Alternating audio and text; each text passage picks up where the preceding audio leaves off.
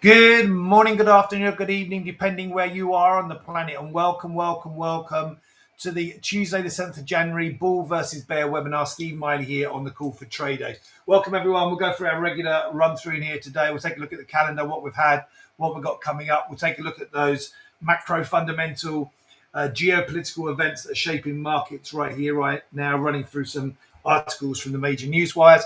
And then we'll dip into the charts, take a quick look at the charts, where are the trigger points going into today. So good morning, Jim. I'm very aware, Jim, you always say good morning. I don't say good morning back enough. So good morning to you, Jim. And thank you for your consistency on the webinar. I hope, I know you must find it useful, otherwise you wouldn't be on here every day. So good morning to you, Jim. Special shout out to Jim today. He's always in first saying good morning. So anyone else want to say good morning? Please do type good morning into the chat. So anyway, let's get to it.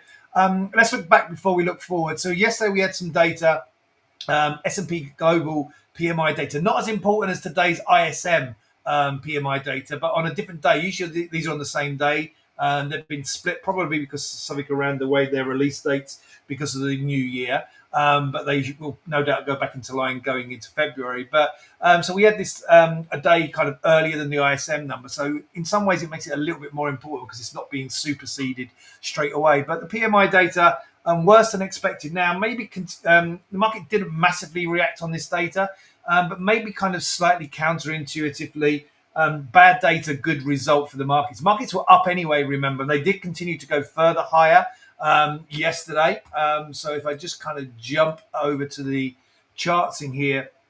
So we were already up yesterday in this zone in here. Where are we? Let me just zoom back to this time yesterday on the 6th. So here we were yesterday. So we already had this rally. And then the market didn't really move after the cash open, and it didn't really move on that data. And then we got like a sprint higher up into the close, and then actually a dip around the close. So a push up higher into the afternoon session, and then a dip just on the close. So what didn't really react to that data, but maybe market a slow reaction to this data in here. And as I counterintuitively, maybe bad data equals good result for the equity markets. Why is that? Because there's more chance that the Fed will be maybe a little bit more dovish, so opening up rate cut opportunities because the data is worse than expected. So that is a little bit counterintuitive.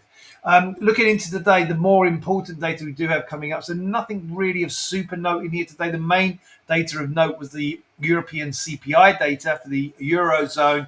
As you can see in here, in black, coming in, bang in line with expectations. The French data, the CPI is slightly worse. Well, not worse, better really. Lower than expected. So lower is better for CPI. So lower than expected in here, the French data and the Eurozone data in here coming in bang in line. Actually, just jumping back to yesterday again in here, looking at the German CPI data in here. Where is it for the whole of Germany? Here it is, the German data. So you can see slightly hotter than expected. So that was a definite negative overall for the German economy, for the Eurozone economy, and for global economy, that we saw a little uptick higher than expected on the German CPI data yesterday.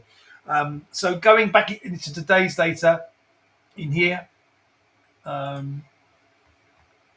going back to today's data, the main focus going into this afternoon, this afternoon I'm in the UK, so my afternoon, but for your morning if you're in the US, is going to be on the ISM, both the services, which is non-manufacturing PMI data in here. So and do we get the composite as well?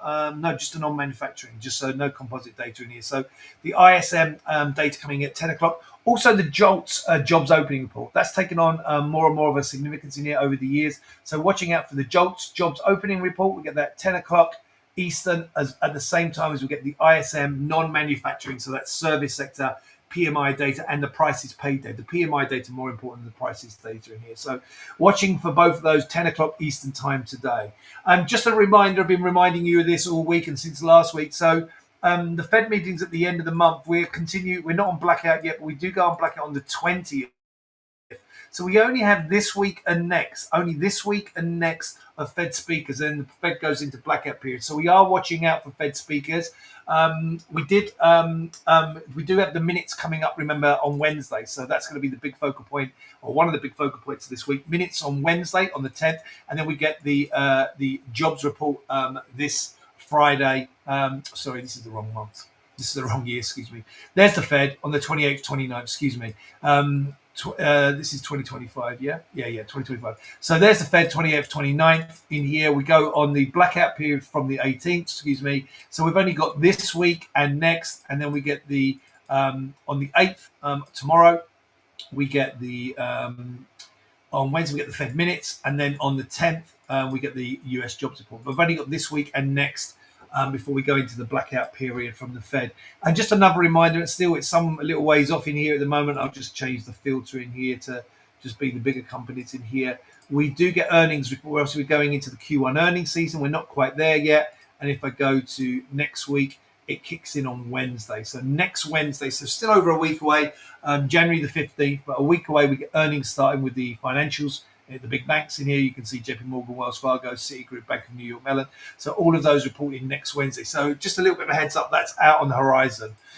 Going into the day, there's not too much in here. So there's the morning briefing Americas in here from Bloomberg.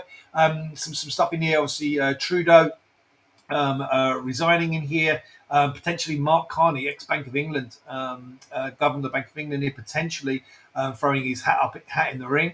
But there's nothing really significant in that that's going to, I think, impact the markets we're looking at. What's more significant in here is, I think, we had some bout of positive kind of news in here regarding on the tech side, particularly on the AI side and on the chip side. NVIDIA kicked off 25, announcing a raft of new chips, software and services. So that's all positive in here. Also in here, tech lovers at CES, Qualcomm also introduced new chips designed to power personal computers. So that's all positive as well. Dell rebranding its PC. So all of this in here positive as well. And Meta shaking things up as well, changing some of the three new directors on its board. So a lot of this in here, positive in here for that technology sector. And we obviously saw solid gains for that yesterday. And then on the just a quick dip into the FX side, US stock futures slightly higher in here this morning. So it's a little change, but they're actually up there. European stocks up. CPI data affirms interest rate path. So that's super CPI data we just looked at. The dollar's down. Why is the dollar down? Well, the dollar is down in here because we are seeing potential. We saw it from yesterday. Donald Trump's policy regarding tariffs in here maybe not going to be as harsh as expected. So why is that negative for the dollar? Well, it's not so much negative for the dollar, but it's positive for other countries. Obviously, there's been a rush into the dollar as a safe haven because of concerns around tariffs. So that's going to be negative for the rest of the world. So then sell the rest of the world currencies everywhere else and buy the dollar as a safe haven. If the Trump tariffs are not as harsh, and that was kind of the rumor that came through yesterday, and we saw the dollar significantly lower yesterday and continuing lower today. Why is the dollar down on that basis? Well, then that's because less harsh tariffs are then positive for other currencies. So dollar down, dollar not needed to be owned, not as in demand as a safe haven. And also a weaker dollar is positive for stocks, for US stocks. And then also, obviously, if the tariffs are not as harsh, then that's better for global trade, and better for global trade is better for all stock indices. Okay, so better for the global economy. So again, that's seen as an overall positive as well. December central bank rate cuts take 24 easing push to historic levels. So major central banks delivered their biggest policy easing push since spring of 2020 COVID rate cut frenzy. So the amalgam of all the rate cuts in here, the biggest set of rate cuts in here that we've seen since the COVID 2020 rate cuts that we saw. Among central banks, the 10 most heavily traded currencies, 5 of the 9 that held meetings then were cut interest rates. Switzerland, Canada, the Fed, the ECB, and Sweden's Riksbank all cut rates back in December. So just a little recap on that. Dollar falls as market ponders Trump's tariffs in here. And US data in focus, we've already spoken about that. Futures subdued, well, actually a little bit higher. Trump's plans eyed, so all the same stuff coming through in here. Asian stocks are positive, after Nikkei on the back of strength in the US yesterday is up just under 2%, but the Hang Seng down 1.2. European stocks with that CPI data benefiting here. So the German DAX up 0.3, and the French CAC up nearly 0.2% in here. The UK FTSE, though, slightly lower by 1/3%. And if we go and take a look at US futures in here, slightly, actually they were a little bit higher when I looked earlier, but pretty much as subdued as it said in here. The Nasdaq's actually pretty much flat on the day. The S&P's up about 1/10. And just a quick nod into the rates markets. This is continued to just a nudge slightly higher in here, so no real chance of a rate cut. This is saying nearly 91% chance now that we don't get a rate cut. So this is rates unchanged at the January meeting in here. So not really expecting too much at the end of January, but maybe some more details of when potentially the next rate cut might come going into, and the market really starting to price in maybe one in here potentially. It's kind of a 50-50 bet in here. If you look at the March meeting, by the middle of March, 50-50 almost, or 56% still unchanged. But certainly by the middle of the year, though, by June, we're looking for the market to have cut rates. So only a 30% chance that by June rates are unchanged. So by the middle of the year, we are looking for one more rate cut to come.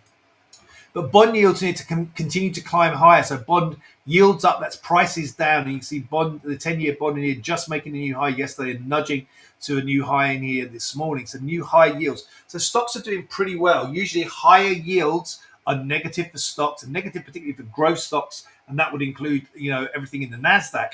However, Nasdaq doing particularly well yesterday. So despite higher yields, which should be a drag on the tech sector, on growth stocks, US equities, I think, doing pretty well in here. And you can see in here, US bonds right the way across the curve, 30 years going to new low prices on the future. 10 years similarly, just nudging down close to the old lows. Not so negative on the 5s and 2s in here, but we are still bearish on those. And these are, remember, more a reflection of the more of a reflection of what we expect from the central bank. So we're not particularly shifting to more hawkish on the central bank, but we are in here more concerned about the economy. The 30-year and the 10-year looking more at the economy. So some concerns about potential for the economy going into the Trump presidency with potential tariffs, potential inflationary pressures coming through from what the Trump presidency might bring. On the stock indices, though, we had been bearish in here going into the beginning of the year. With these sell-offs that we'd seen. But even yesterday, I said, I'd written the reports on Friday, that I'd pretty much flipped to more bullish by the time we got into this time yesterday, because stocks were already up, like, the indices, the S&P and the Nasdaq in here, up already about 1% yesterday when we were talking this time on Monday, and then holding on to most of those gains, and that's caused us in here, despite we did fade back a little bit in here going into the close. We're looking at these rebounds that we saw over the last 36 hours as signaling a more bullish tone now. So we're more bullish on stocks. And if we go and take a look at the charts in here, you see the Nasdaq in here ripping not only above this accelerated trend line that we have in here that comes from the sort of holiday season. This is just after Christmas, this sell-off from Christmas. Not only did we reverse that one, but actually the this more topping line that we had, this line that comes down from the middle of December. So that big sell-off there, that was after the Fed. So after the Fed, we saw the big sell-off in here. So the topping line that comes from the Fed peak, pre-Fed peak, through the peaks in here that we saw just after the rebound that we saw into the holiday season, into Christmas. Okay, so you join these dots in here, and we get the trend line. Now we reverse that trend line. You can see now, if you zoom in a little bit, we're using the underside of that trend line now as support. So the market having reversed the trend line, now bouncing off of that old bearish trend line, and now pointing like this is like a topping trend line. The equivalent, that trend line would be this one that runs across like here. Okay, so we are now using that as support, this trend line that comes down through here, this topping line in here for this little downtrend that established from the middle of December. That's on the Nasdaq. So using the underside of that, so certainly that looks more bullish. I think what we need to do have that is reinforced by the S&P. So if you think of the equivalent line that comes down through here, we breached it yesterday and then came back below it. It was more of a setback we saw on the S&P, but you can see overnight in here the S&P has dipped and rebounded. And if we go back to the into the 30-minute, there's that kind of topping line, the equivalent topping line for the S&P. There's the big sell-off after the Fed. There's the rebound into the holiday season, into Christmas. There's the sell-off between Christmas and New Year. And here's the rebound from the from last week, from last Friday, from the beginning of the year. Now we see we did just get above that one. So not as bullish on the S&P. What I think we really need to do is get above there and hold. So that's coming in around 60.50, 60.51. If we can get above 60.50, 51 and hold, then I think we've got in sight. We have then yesterday's high, which is at 60.68 and a quarter. I think we could have a go at that today. I'm not expecting too much today, though, guys. Remember, we've got a couple of big events, Wednesday and Friday. We do have that data today, the JOLTS report at 10 o'clock Eastern, remember. and the ISM PMI data at 10 o'clock Eastern. That could be enough for us to push us higher up to yesterday's highs in here, because the underlying theme there certainly is more bullish. But it could be a little bit of a quieter session today, because we do have both the Fed minutes on Wednesday. Then don't forget, we get the holiday on Thursday. Okay, we will be sending out an email today. Get the holiday on Thursday, and then on because of the day of mourning for Jimmy Carter, and then Friday we get the U.S. employment report, the proper jobs data. So that's going to be super interesting to be watching that. So Wednesday and Friday we've got two big events. Sandwiched in between those, we've got a day like a holiday day, day of mourning, so the markets are closed. So it's going to be interesting, I think, going into that. So we might have a more of a subdued day today, but my bias still remains to the upside. Watch out for the email. So the markets are closing. The futures market's closing at 8:30 Central Time.